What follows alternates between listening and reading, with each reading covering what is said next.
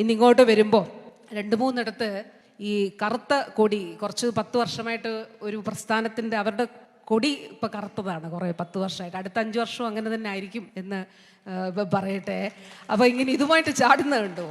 എന്തിനാണ് ഈ നാട്ടിലെ നിസ്സഹായരായിട്ടുള്ള ആളുകളെ ചേർത്ത് പിടിച്ചാണ് ഈ സർക്കാർ മുന്നോട്ട് പോകുന്നത്. ഇത്രയും സമയമെടുത്ത് ഈ ആശുപത്രിയുടെ ഉദ്ഘാടനത്തിന് വേണ്ടി ഇവിടെ എത്തിച്ചേർന്ന എൻ്റെ ആദരണീയരായ മാതാപിതാക്കളെ, സഹോദരങ്ങളെ, പ്രിയപ്പെട്ട കുഞ്ഞുങ്ങളെ, ആദ്യമേ നിങ്ങൾ ഓരോരുത്തരോടും ഹൃദയപൂർവ്വമായ നന്ദി അറിയിക്കുന്നു. ഒരു നാടിൻ്റെ സ്വപ്നം സാക്ഷാത്കരിക്കുമ്പോൾ ഞാൻ അവിടെ ഉണ്ടാകണം, ഞാനും അതിന് സാക്ഷിയാകണം എന്ന ആഗ്രഹത്തോടെയും തീരുമാനത്തോടെയും ഇവിടെ എത്തിച്ചേർത്ത നിങ്ങൾക്ക് ഓരോരുത്തർക്കും ഹൃദയാഭിവാദ്യങ്ങൾ. ബഹുമാന്യനായിട്ടുള്ള MLA അഡ്വക്കേറ്റ് IB സതീഷ്, ഞാൻ ഓർക്കുകയായിരുന്നു ഇവിടെ ഇരിക്കുമ്പോൾ ഞങ്ങൾ ഒന്നിച്ചിപ്പോൾ 10 വർഷമായിട്ട് നിയമസഭയിലുണ്ട്. കാട്ടാക്കടയുടെ വികസനം എന്ന് പറയുന്നത്, കാട്ടാക്കട നിയോജക മണ്ഡലത്തിന്റെ വികസനം രാജ്യം തന്നെ ശ്രദ്ധിച്ച വികസന പ്രവർത്തനം. പരിസ്ഥിതിയും മനുഷ്യനും പ്രകൃതിയും സുസ്ഥിരമായ വികസനം, നമ്മൾ എപ്പോഴും പറയും സസ്റ്റൈനബിൾ ഡെവലപ്മെന്റ് ഗോൾസ്, സുസ്ഥിര വികസന ലക്ഷ്യങ്ങൾ. അപ്പോൾ അതിനു വേണ്ടിയിട്ട് വളരെ ക്രിയാത്മകവും പ്രായോഗികവുമായ പദ്ധതികൾ ആവിഷ്കരിച്ച് മുന്നോട്ട് പോകുന്ന ഒരു MLA ആണ്, ജനനേതാവാണ് advocate IB Satheesh. Jalasamridhi, Kattakada, carbon neutral Kattakada, അങ്ങനെ തുടങ്ങി എത്രയോ പ്രോജക്റ്റുകൾ ഞങ്ങൾ ആറന്മുളയിൽ കഴിഞ്ഞ ടൈമിൽ അന്ന് ബഹുമാനപ്പെട്ട MLA അദ്ദേഹം ഇവിടെ നടത്തുന്ന ഈ പ്രവർത്തനങ്ങൾ ഞങ്ങളവിടെ കുറച്ച് നദികളൊക്കെ, പമ്പാ നദിയെക്കുറിച്ച് കേട്ടിട്ടുള്ള, ആറന്മുള വള്ളംകളിയൊക്കെ. അപ്പോൾ പമ്പാ നദിയുടെ ഭാഗമായിട്ടുള്ള ചില നദികളൊക്കെ ഒഴുകാതെ 10-30 വർഷമായിട്ടൊക്കെ നിലച്ചു പോയിരുന്നു. ആ നദികളെയൊക്കെ വീണ്ടെടുത്ത്, വരട്ടാർ ഒക്കെ ഉൾപ്പെടെയുള്ളവയെ വീണ്ടെടുത്തുകൊണ്ട് മുന്നോട്ട് പോകുമ്പോൾ ഞങ്ങളവിടെ ചർച്ച ചെയ്തിരുന്ന ഒരു നിയോജക മണ്ഡലം നമ്മുടെ കാട്ടാക്കടയാണ്. അഡ്വക്കേറ്റ് IB സതീഷിൻ്റെ നേതൃത്വത്തിലുള്ള കാട്ടാക്കടയുടെ പ്രവർത്തനങ്ങളും വികസനങ്ങളുമാണ് ചർച്ച ചെയ്തത്. രാജ്യാന്തര തലത്തിൽ അതിന് അംഗീകാരം ലഭിച്ചു. ഈ ഒരു ഘട്ടത്തിൽ പെട്ടെന്ന് മനസ്സിലേക്ക് എനിക്ക് തോന്നുന്നു, ഫയർ സ്റ്റേഷനും PWD റെസ്റ്റ് ഹൗസും റോഡുകൾ, പാലങ്ങൾ, സ്കൂളുകൾ, കാർഷിക മേഖലയിൽ കെട്ടിടങ്ങൾ മാത്രമല്ല വികസനം, കെട്ടിടങ്ങളും അടിസ്ഥാന സൗകര്യങ്ങളും ഒക്കെ ആവശ്യമാണ്. അതിനപ്പുറത്തേക്ക് ഉള്ള സുസ്ഥിരമായ വികസനത്തിന് വേണ്ടിയിട്ടുള്ള പ്രയത്നങ്ങൾ അദ്ദേഹം നടത്തുന്നു എന്നുള്ളത് തീർച്ചയായും നമ്മളെല്ലാവരെയും സംബന്ധിച്ചിടത്തോളം വളരെ അഭിമാനകരമായിട്ടുള്ളൊരു കാര്യമാണ്. അപ്പോൾ ഈ മണ്ണിൽ നിൽക്കുമ്പോൾ ഹൃദയത്തിൻ്റെ അഭിനന്ദനങ്ങൾ കൂടി അദ്ദേഹത്തെ ഈ അവസരത്തിൽ കാട്ടാക്കടയെയും അറിയിക്കട്ടെ. നമ്മുടെ മലയിൻകീഴ് താലൂക്ക് ആശുപത്രി ബഹുമാനപ്പെട്ട MLA ഇവിടെ സൂചിപ്പിക്കുകയുണ്ടായി. നേരത്തെ ഒരു സാമൂഹ്യ ആരോഗ്യ കേന്ദ്രമായിരുന്നു. ഇതൊരു താലൂക്ക് ആസ്ഥാന ആശുപത്രിയായി കഴിഞ്ഞ സർക്കാർ 2018 ഉയർത്തുകയുണ്ടായി. എന്തുകൊണ്ടാണ് അത് ഉയർത്തിയത്? നമുക്കടുത്ത് ഇനി കിടത്തി ചികിത്സയുള്ളൊരു സർക്കാർ ആശുപത്രി നെയ്യാറ്റിൻകര ആശുപത്രിയാണ്. അല്ലെങ്കിൽ പിന്നീട് നമുക്കങ്ങ് സിറ്റിയിലേക്ക് പോകേണ്ടതായിട്ട് ഉണ്ട്. ഇടതുപക്ഷ സർക്കാർ 2016 ചുമതല ഏറ്റെടുത്തപ്പോൾ നമ്മൾ 4 മിഷനുകളാണ് ആവിഷ്കരിച്ചത്, 4 മേഖലകൾ കേന്ദ്രീകരിച്ച്. ആരോഗ്യ മേഖലയിലുള്ള മിഷന്റെ പേര് ആർദ്രം മിഷൻ.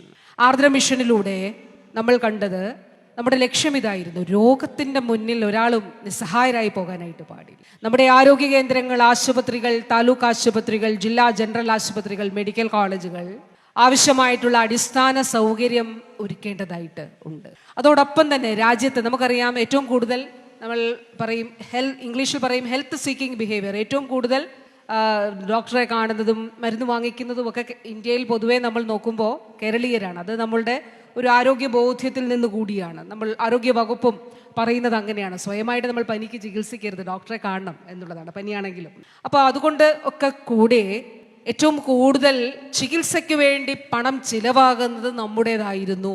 അപ്പോൾ നമ്മൾ കണ്ടത്, എങ്ങനെയാണ് ഇത് കുറയ്ക്കാനായിട്ട് കഴിയുക? ഒരു നെഞ്ചുവേദന ഉണ്ടായാൽ നമ്മൾ ഓടി പ്രൈവറ്റ് ആശുപത്രിയിലേക്ക് പോകുമ്പോൾ ലക്ഷക്കണക്കിന്, നിന്ന നിൽപ്പിൽ ലക്ഷക്കണക്കിന് രൂപ വേണം എന്ന് പറഞ്ഞാൽ നമ്മുടെ കയ്യിൽ കാണില്ല. ഇപ്പോൾ ഒരു അവയവ മാറ്റം ആവശ്യമായിട്ട് വന്നാൽ ലക്ഷക്കണക്കിന് രൂപ, കരൾ മാറ്റിവെക്കൽ ശസ്ത്രക്രിയക്കൊക്കെ 40, 45, 50 ലക്ഷം രൂപയാണ്. കേൾക്കുമ്പോൾ തന്നെ നമുക്കൊരു ഭയമാകും, ഇത്രയും ലക്ഷം രൂപ. പക്ഷേ കരളൊക്കെ മാറ്റിവെക്കണം എന്ന് ഡോക്ടർ പറഞ്ഞാൽ മാറ്റിവെക്കണം. കിഡ്നി ആണെങ്കിൽ കുറച്ചുനാൾ നമ്മൾ ഡയാലിസിസ് ഒക്കെ ചെയ്ത് മുന്നോട്ട് പോകും, വൃക്ക. പക്ഷെ കരൾ അങ്ങനെയല്ല, മാറ്റണം, ട്രാൻസ്പ്ലാന്റ് ചെയ്യണം എന്ന് പറഞ്ഞാൽ നമുക്ക് മാറ്റിയേ കഴിയുകയുള്ളൂ. അപ്പോൾ ഈ സംവിധാനങ്ങൾ സർക്കാർ ആശുപത്രികളിൽ നമുക്ക് ഒരുക്കണം. നമ്മുടെ ആളുകൾ അവരുടെ ഔട്ട് ഓഫ് പോക്കറ്റ് എക്സ്പെൻഡിച്ചർ, ചികിത്സാ ചെലവ് കുറയ്ക്കണം. ഈ ഒരു ലക്ഷ്യത്തോടെയാണ് നമ്മൾ പ്രവർത്തനം ആരംഭിച്ചത്. അങ്ങനെ പഞ്ചായത്ത് തലത്തിലുള്ള ആരോഗ്യ കേന്ദ്രങ്ങളെ കുടുംബാരോഗ്യ കേന്ദ്രങ്ങളാക്കി. എന്താണ് അതിൻ്റെ അർത്ഥം? ബോർഡ് മാറ്റിവെക്കുക അല്ല ചെയ്തത്, പകരം കുടുംബങ്ങളുടെ ആരോഗ്യ കേന്ദ്രം. ഇപ്പം നമ്മൾ നോക്കിയാൽ നമ്മുടെ തൊട്ടടുത്തുള്ള ആരോഗ്യ കേന്ദ്രത്തിൽ പോയി നോക്കിയാൽ അവിടെ ലാബ് സംവിധാനമുണ്ട്. നമുക്ക് അവിടെ ഈ ആശുപത്രി ലാബുണ്ട്. ഞാൻ പറഞ്ഞത് പഞ്ചായത്ത് തലത്തിലുള്ള ആരോഗ്യ കേന്ദ്രത്തെക്കുറിച്ചാണ്. അവിടെ നമുക്ക് പോയി രക്തമൊക്കെ എടുത്ത് പരിശോധിക്കാം. എല്ലാ പരിശോധനയും ചിലപ്പോൾ അവിടെ ചെയ്യാൻ കഴിയുകയില്ല. പക്ഷെ നമ്മൾ അതിനു വേണ്ടി അങ്ങ് സിറ്റിയിലേക്ക് പോകണ്ട, നെയ്യാറ്റിൻകരയിലേക്ക് പോകണ്ട. നമുക്ക് അവിടെ സാമ്പിൾ കൊടുത്താൽ, ഇപ്പോൾ ഏറ്റവും ഒടുവിൽ സംസ്ഥാന ആരോഗ്യ വകുപ്പ് ചെയ്തിരിക്കുന്ന ഒരു കാര്യം, നമ്മൾ എല്ലാ ലാബുകളെയും തമ്മിൽ ബന്ധിപ്പിച്ചു. ഞാനിതോട് പറയുന്നത് എന്തിനാണെന്ന് അറിയാമോ? മുഖ്യധാര മാധ്യമങ്ങളൊന്നും പറയില്ല. അതുകൊണ്ട് നമുക്കിത് അറിയേണ്ട ഒരു കാര്യം കൂടിയാണ്. നമുക്കെങ്ങനെ സാമ്പത്തികമായിട്ടുള്ള ചെലവ് കുറയ്ക്കാമെന്നുള്ളത് കൂടി. അപ്പോൾ നമ്മുടെ തൊട്ട് അടുത്തുള്ള ആരോഗ്യ കേന്ദ്രത്തിൽ പോയി സാമ്പിൾ എടുത്താൽ അവിടെ ഉയർന്ന ലാബിൽ പോയി പരിശോധിച്ചിട്ട് റിസൾട്ട് നമ്മുടെ ഫോണിൽ കിട്ടും. അപ്പം ഞാൻ പറഞ്ഞത് അത് മാത്രമല്ല, അങ്ങനെ ഓരോ കാര്യങ്ങളും. അപ്പം താലൂക്ക് തലമുള്ള ആശുപത്രി മുതൽ സ്പെഷ്യാലിറ്റി ചികിത്സ ആരംഭിച്ചു. ജനറൽ ആശുപത്രി, ജില്ലാ ആശുപത്രി തലം മുതൽ സൂപ്പർ സ്പെഷ്യാലിറ്റി ചികിത്സ ആരംഭിച്ചു. മെഡിക്കൽ കോളേജുകൾ മികവിൻ്റെ കേന്ദ്രങ്ങളായി. ഇന്ന് ഇവിടെ നിന്ന് സംസാരിക്കുമ്പോൾ തിരുവനന്തപുരം ജില്ലയിൽ സന്തോഷമുള്ള ഒരു കാര്യമുണ്ട്. എന്താണെന്നറിയാമോ? നമ്മുടെ തിരുവനന്തപുരം ജനറൽ ആശുപത്രിയിൽ 50 വയസ്സുള്ള കോവളത്ത് ഉള്ള ഒരു സ്ത്രീ, അവരുടെ ആ വ്യക്തിയുടെ കോർണിയ മാറ്റിവെച്ചു, നേത്രപടലം. അത് ഏതോ കാരണത്താൽ കാഴ്ച ഉണ്ടായിരുന്നില്ല. നമ്മുടെ രാജ്യത്തൊരു ജില്ലാ ആശുപത്രിയിലും ജനറൽ ആശുപത്രിയിലും ഇത്തരത്തിലുള്ള ട്രാൻസ്പ്ലാന്റേഷൻ നടക്കുന്നില്ല. കണ്ണിൻ്റെ കോർണിയ ട്രാൻസ്പ്ലാന്റേഷൻ നടത്തിയിട്ട് ശനിയാഴ്ചയാണ് നടത്തിയത്.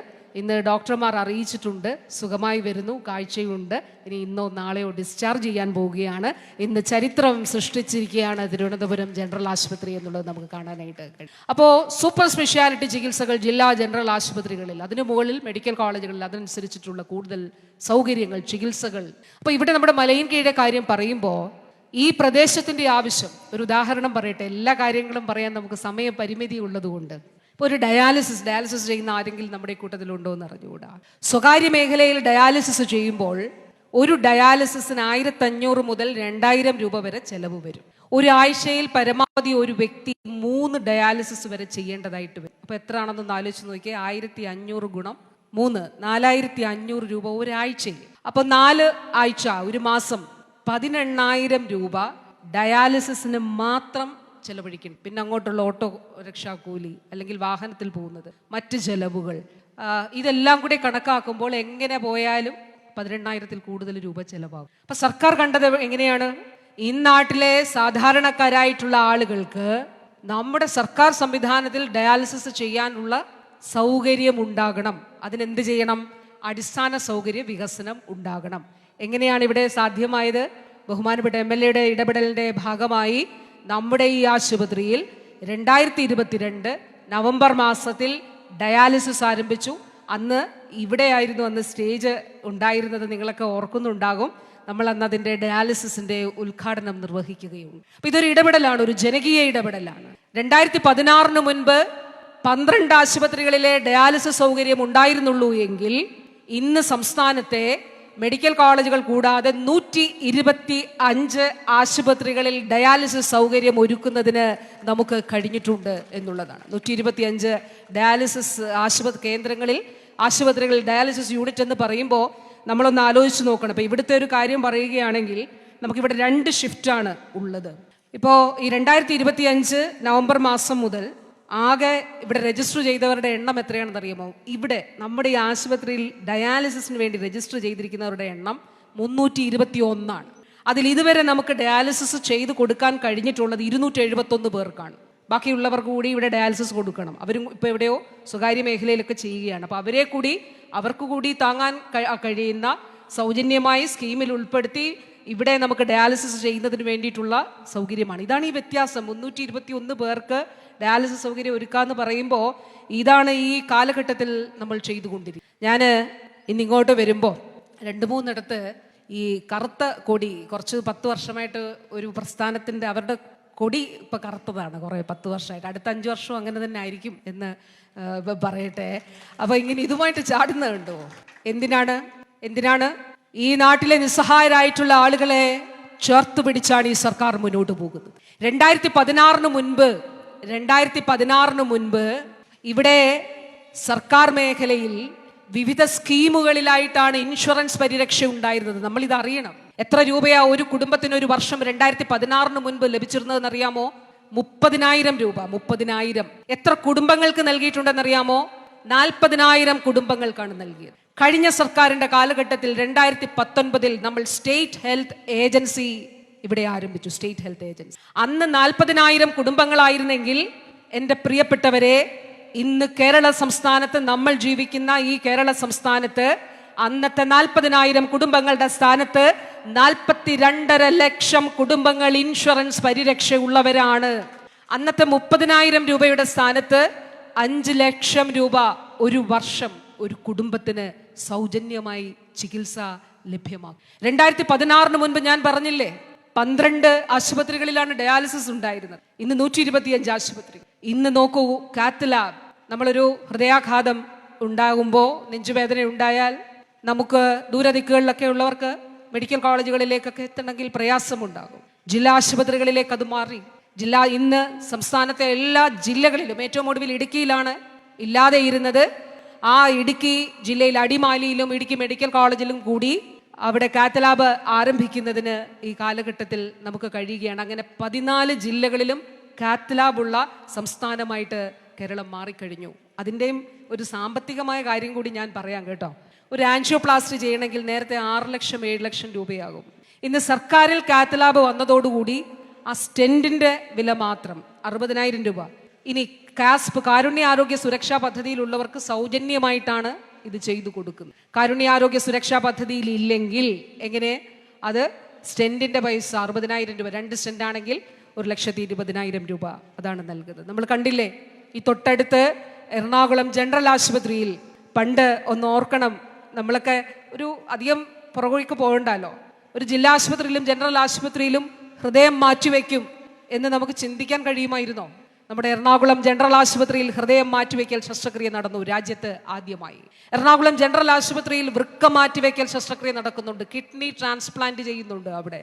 എങ്ങനെയാണ്? ഞാൻ നേരത്തെ പറഞ്ഞതുപോലെ 40-45 ലക്ഷം രൂപ സ്വകാര്യ മേഖലയിലാകുമ്പോൾ സർക്കാരിൽ സൗജന്യമായി മിതമായി ചെയ്തു കൊടുക്കുന്നു. ഇത് ഒരു ഇൻഫർമേഷൻ കൂടി ആയതുകൊണ്ടാണ്. ഇത് നമ്മൾ പരസ്പരം പറഞ്ഞ് ആളുകൾ ഇത് അറിയണം. ഇതിൻ്റെ പ്രയോജനം ആളുകൾക്ക് കിട്ടുന്നതിന് വേണ്ടിയിട്ടാണ്. ഇനി ഒരു ചോദ്യം ഉണ്ടല്ലോ, ഇത്രയും കാര്യങ്ങളൊക്കെ ചെയ്തിട്ട് നമ്മുടെ ചികിത്സാ ചെലവിൽ കുറവുണ്ടോ? അതിനേത് ഒരു സർവേയിലൂടെയാണ് നമ്മളത് മനസ്സിലാക്കുന്നത്? National statistical survey office, NSSO എന്നാണ് അതിൻ്റെ. നമ്മുടെ ഫോണിൽ ഒന്ന് ടൈപ്പ് ചെയ്ത് കൊടുത്താൽ നമുക്കത് കാണാൻ കഴിയും. ആ നാഷണൽ സ്റ്റാറ്റിസ്റ്റിക്കൽ സർവേ ഓഫീസ് കേന്ദ്രം നടത്തുന്ന ഒരു സർവേയാണ്.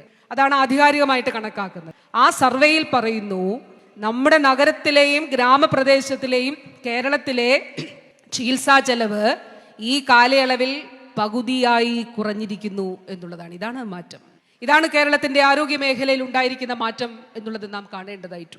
ഈ കാലഘട്ടത്തിൽ തിരുവനന്തപുരത്ത് എല്ലാ ആശുപത്രികളിലും, നമ്മുടെ മലയിൻ കീഴ്, അതോടൊപ്പം നമ്മുടെ ചിറയിൻ കീഴ്, പാറശാല, നെടുമങ്ങാടൊക്കെ ഉൾപ്പെടെയുള്ള എല്ലാ ആശുപത്രികളിലും മികച്ച അടിസ്ഥാന സൗകര്യങ്ങൾ ബഹുമാനപ്പെട്ട MLA ഇവിടെ പറയുകയുണ്ടായി.